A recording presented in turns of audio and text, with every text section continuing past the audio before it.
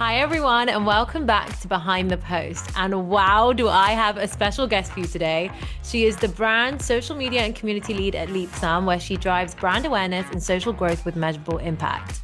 Since joining her company, she has led thought leadership programs that have delivered a 2,700% increase. You heard that right, 2,700% in impressions in a single month, scaled LinkedIn engagement to industry-leading heights, and built community initiatives that fueled both product and pipeline. With certifications in leadership, digital marketing, and brand management, and a BA in communications from Dublin City University, she combined strategic vision with effective project execution, delivering impactful results. And now she's also a certified B2B Socials Rising Star. I had to squeeze that in there. So without further ado, I cannot wait to welcome our B2B Socials Rising 30 star to the show. Please join me in giving a huge welcome to Chloe Maguire. Chloe, are you ready to go behind the post with me? Absolutely. Let's do it. Amazing. I'm so excited to have you here. And I know we have a whole episode planned on personal branding. But before we jump into it, let's kick things off with an introduction. Please, can you tell us a little bit about who you are and what you do at LeapSum? Yes. God, where to start? You kind of covered it, but I'm Chloe. I'm the brand lead at Leapsome.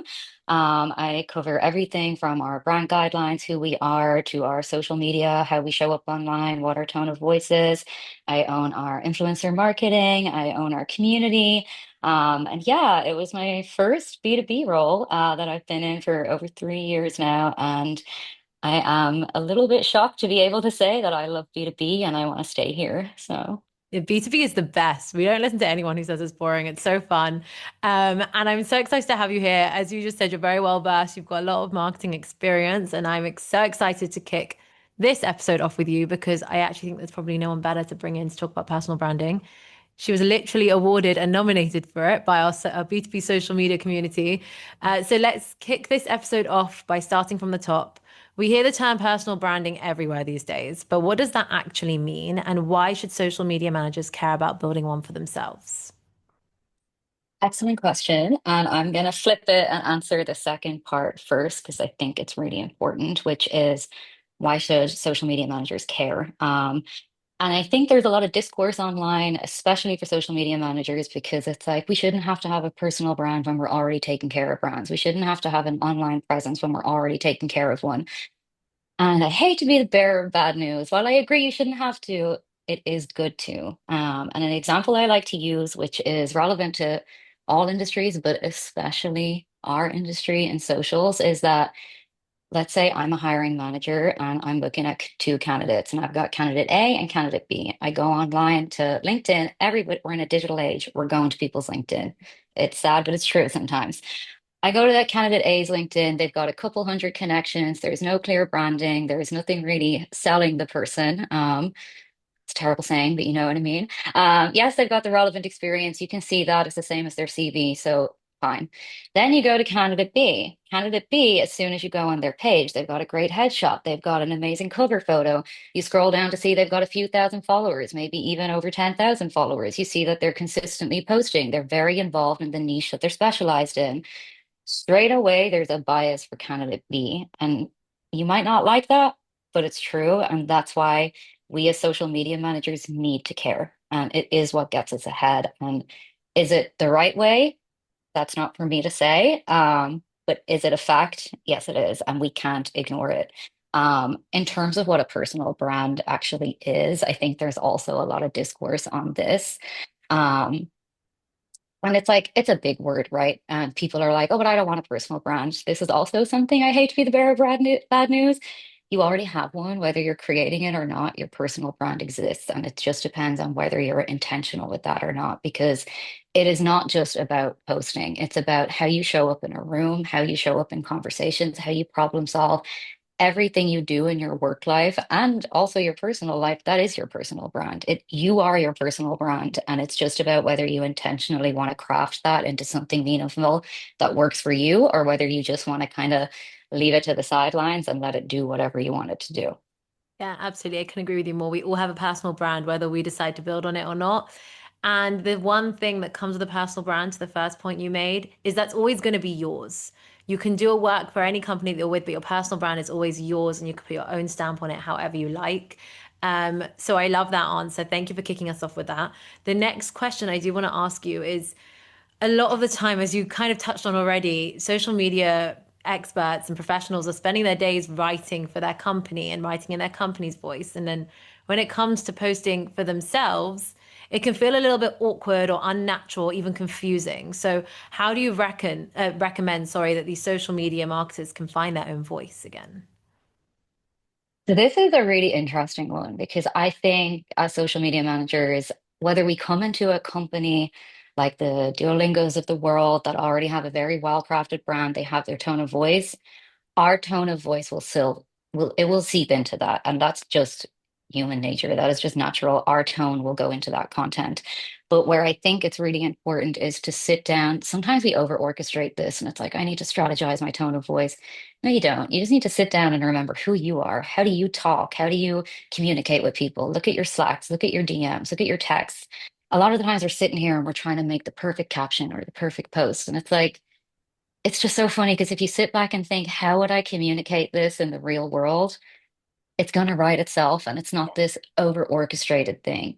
Um, but it's also important to understand that maybe your tone is the same as the brand's, and that's okay because you can still differentiate it. And an example of this I have is that, say, for me at Leapsome, one of our tone of voice attributes as a brand is we're bold and expressive.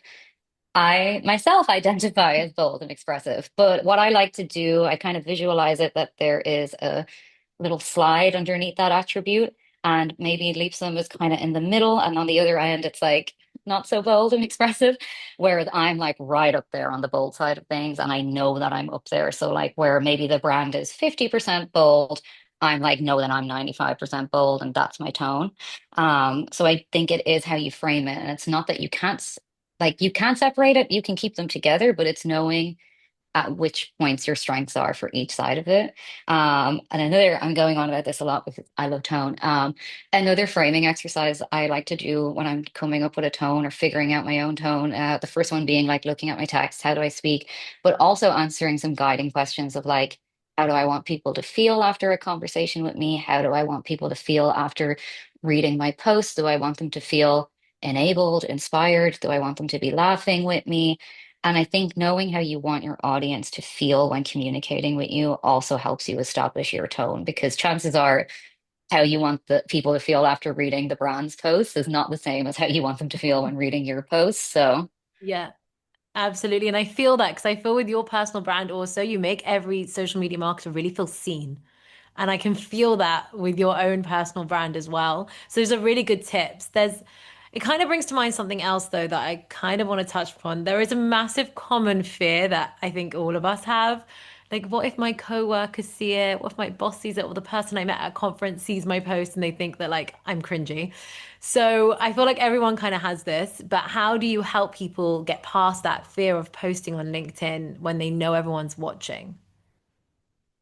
so there's a few things I like to think about and work through when talking about fear. First of all, it's normal. We all have it. As someone that has worked with influencers that have millions of followers to thought leaders on LinkedIn that have 500,000 followers, they still have this fear. It's ingrained in us as humans because we're not conditioned to be loud about our wins. That's just a fact. So it feels strange to do it. But at the end of the day, and maybe people won't love this, but people are going to judge you anyway. So you might as well be judged for trying and hopefully succeeding than for not trying at all. Um, and the second thing is that I talk a lot about reframing exercises because I just think it's so powerful to be able to reframe.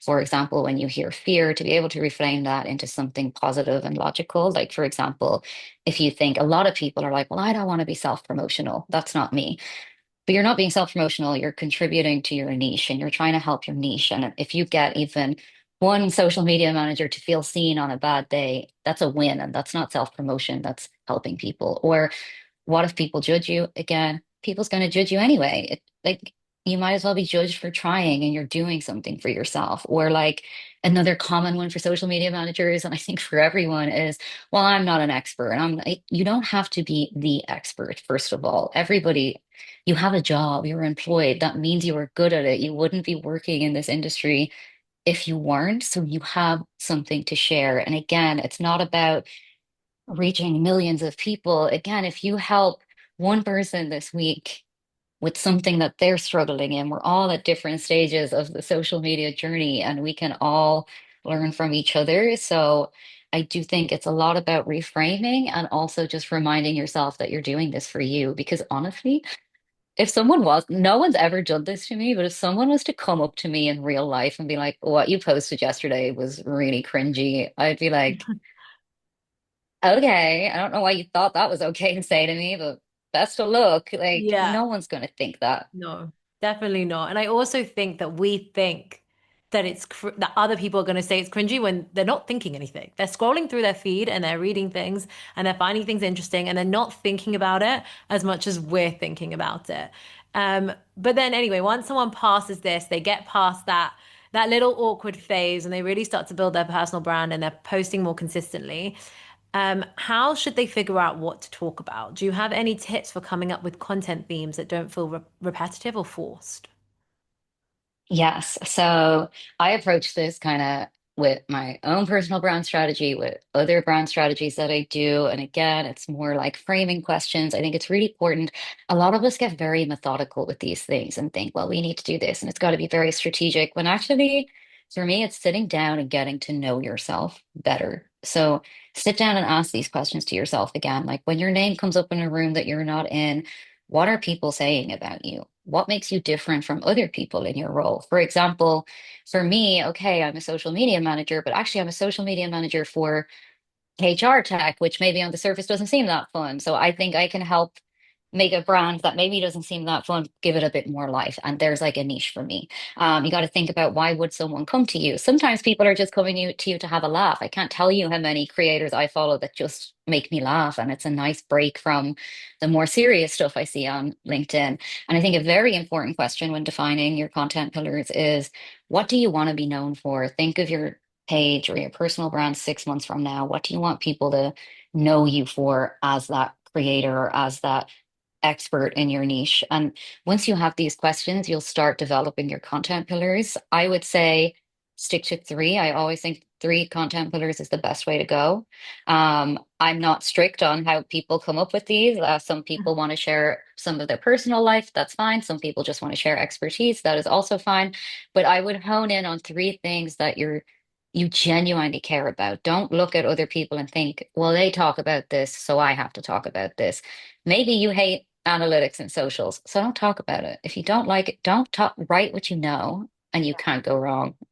Yeah, I definitely agree with you. I like the idea of picking three. And I think also when you have passion for something, it shows. So as you're saying, if you don't like doing analytics, you don't need to post about it because people might feel that anyway. So choosing that you're very, very passionate about and then go from there. But I want to get a little bit tactical now, if that's okay. If someone was to spruce up their LinkedIn profile today, what should they focus on first? What are the quick wins to get it sorted? Oh, there's so many things you can do that will literally block an hour on a random Tuesday and you'll get it done. First thing I say is have a good headshot. Even if it's AI generated, AI does magical things these days. Um, have a good cover photo. I, for one, if anybody here goes on my page, my cover photo is admittedly my company's cover photo because I am a hardcore Lisa fan. But I do suggest, if you're going big on personal brand, get one that is to do with your niche, is to do what you're trying to offer people. I would really recommend that. The cover photo is the first thing people see, and it defines how they will view your page from the get-go. Outside of that, I would update your headline to show value, not just a title. Like, everybody can be a social media manager. What kind of social media manager are you? Like, change it to something like helping brands show up online with scroll stopping content, or helping brands show up online with authenticity, or whatever your speciality is. I would also rewrite your about section. I cannot tell you how many about sections for C-suite leaders I have edited that it was written like a CV rather than a human. So remove the resume language, be more human, connect with people. People online are looking for ways to connect. They're looking to feel an emotion. They're looking for anything that will make them feel connected to you. They don't want to read that you have XYZ experience and this, that, and the other. They want to feel something. Again, write how you speak. And if you can, it's so easy. If you just put a little bit of effort in, get 1 to 2 recommendations from your colleagues that really highlight your strengths. Hardly anyone does this, and it's Yeah, so important. good idea. Because people do read them, and it shows them what kind of person you are, and people enjoy working for you. And we all know as social media managers that audiences are not dumb, even though people might think they are. They're very attuned to kind of fakeness, or if you're just selling something that's not real, and this really helps to give more authenticity to the expert that you are. Absolutely. I think those are great wins. And an hour on a Tuesday, I think everybody listening is going to block it out, and myself as well. Thank you for sharing that. The next question I want to ask you is social media managers often juggle two voices. We kind of touched on it before. The brands and their own. So, do you have any advice on how to keep them separate, or should they blend a little bit? Where's the line? I do kind of think of them as overlapping circles because, as I said, it's impossible to be the voice of a brand without a little bit of you showing. But I do think your own personal brand is where you have less rules and more room to play and more room to be your authentic self. I think like a few things that I always keep in mind is I try not to have it sounds so silly, but I know the social media managers will get it. I try not to have my favorite emojis as the brand's commonly used emojis. I always have it different. Like I know when I first started working at Leapsome, I was suddenly using purple hearts everywhere, even though purple's not my color. So I do try, like at least in the emoji side of things, I try to keep it separate. And I also try to keep the fun ways in which I speak that I think makes my voice personal, I try to keep that for myself as well. So even though I think, oh, this might do great on the brand page, I do think we need to keep a bit of ourselves just for our brand because it is us. It's who we are. It's what Yeah. makes us us. And I try to keep those kind of colloquialisms or the way that I like to speak for me. And I Yeah. try my best not to bring that over to the brand. Yeah, I think that's also really, it's a good thing to highlight because now that you're aware of it, you're saying it out loud and it makes so much sense. But now I've already seen how I even do that for Octopost. So it's quite good to be aware of it in the first place, and then you can avoid doing that. This also leads me to my next question. How do you find the balance of being the boss for you versus the boss for your brand? Like, how do you know when to prioritize yourself or your brand?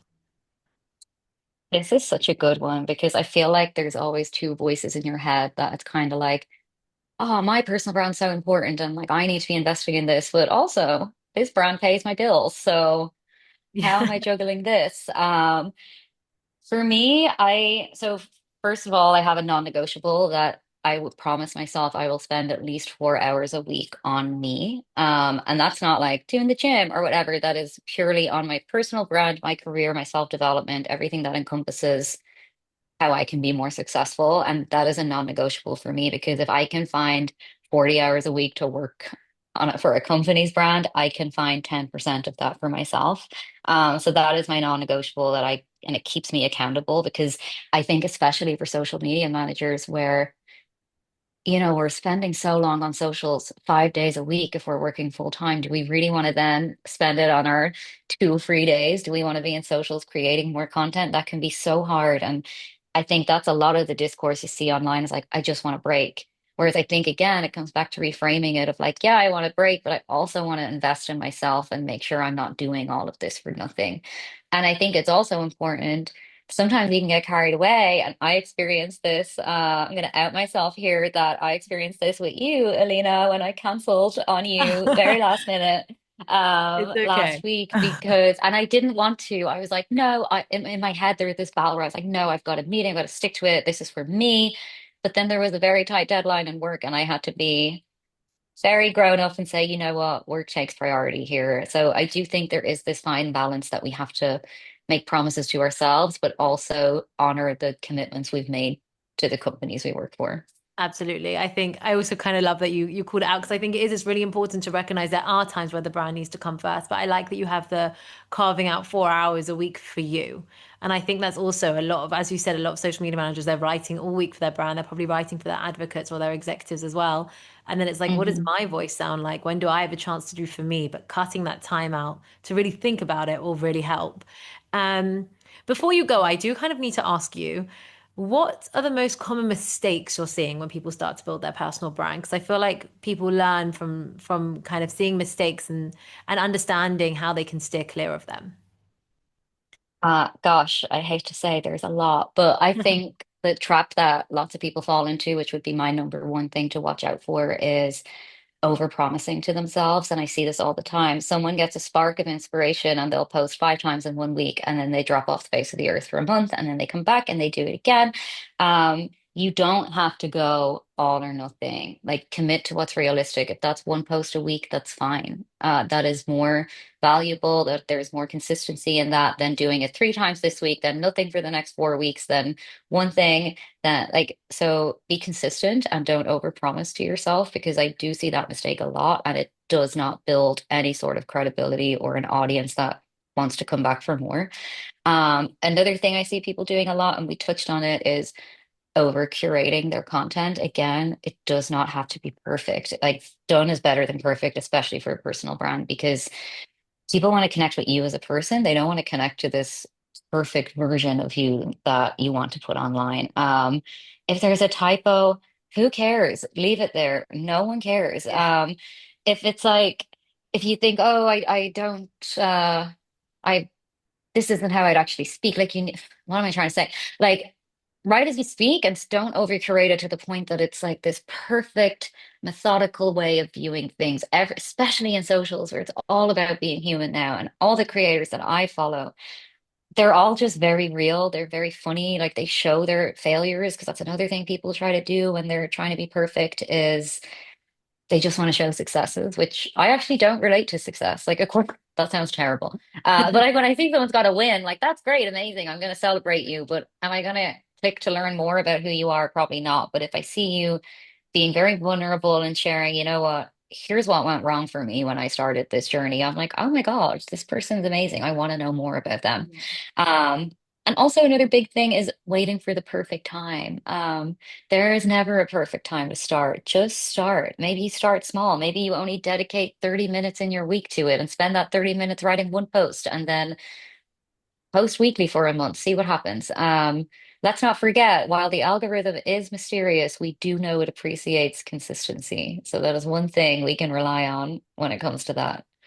Absolutely. Thank you for sharing this because I feel like there's a lot that you can learn from knowing what not to do. I think that also really helps.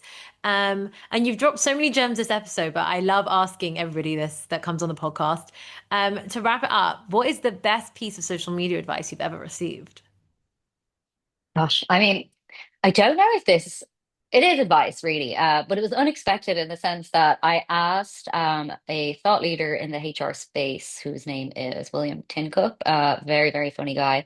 I asked him for advice that I could share with a personal branding workshop that I was given, thinking that the advice was for my audience there, and actually it became advice for me, where he said that you don't have to give your full self to your social media audience because there's a big discussion about authenticity and showing up as your authentic self and bringing your full self to your audience. And I think that is the general direction everyone goes in. You got to bring your full self, but that can be exhausting. And when I kind of, it just switched in my head when I realized, oh, I can actually keep a part of myself just for me, and that doesn't need to be online. And that really switched it up for me when I realized, okay, I don't need to talk about my personal life and how that helped my career. I don't need to share my personal relationships, or if I had a family, I don't need to share that.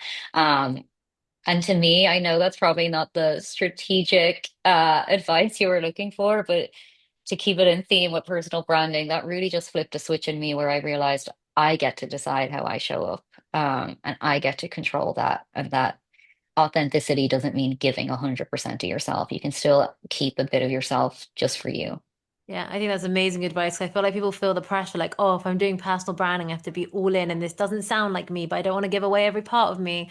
And I think it's really important that you're mentioning it, that you don't have to do that. It's whatever you're comfortable with as well. And it's nice to, you can show people you without showing everything if that's not what you want to do. So thank you so much for sharing the advice. Thank you for joining me. Anybody listening, please rush to Chloe's LinkedIn and follow her. You'll see exactly why she was nominated and picked for B2B Social's Rising 30. And you'll learn a bit about her from her personal brand, and it will feel like you know her just because her personal brand is amazing.